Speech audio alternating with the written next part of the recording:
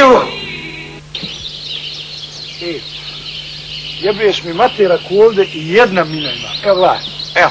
Viš da je ograđeno, viš da je ograđeno. Jebu, to kad ne radi. Evo gledaj. Evo, ništa. Stašuje. Hajde. Čorak, ništa. Truba. Sad te vas gojte tu, ha? Čiji si brkica? Brko! Bolje ispitujemo šta se dira. Vi što biće? Polažnja, Minsko polje. Srkađa, viš da je u toku Minsko polje ste normalan. Viš da će krompir stradat. To je neko kopao, to je neko sadio i neko je morao krompirovu zakucu. Znaš kako to, znaš ti ne bacaš ga, a znaš kako treba se... Evo piti. Šta to radite? Ha? Ama što to radite? Ama šta to radite? Jesam rekao da nema gađanja. Jesam rekao da nema... Ne da vidim krompir. Pa nemoj da mi ko gađa Minsko polje.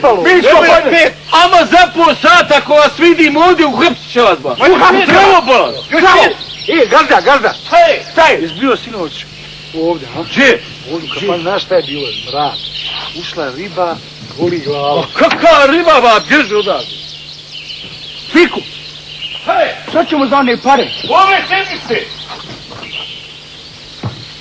Hajde vas gojta. Ako još jednog vidim da mi baci krompir, zlata vrijedan, imat će posla sa mnom, jer jasno?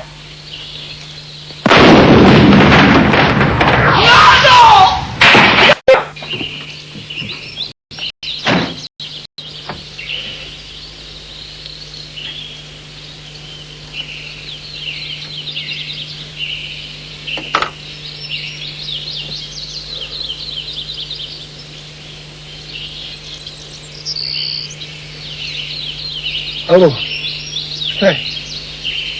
Hajde, kreći. Šta ba? Pa čovječe, vozi uhapsit će nas. Ma šta ba? Znaš ti majke gdje ovdje ovo? Evo ga. A gdje ti košica i kvačka tu? Evo dole ovo, vidiš. I brzine znaš sve tačno. Evo.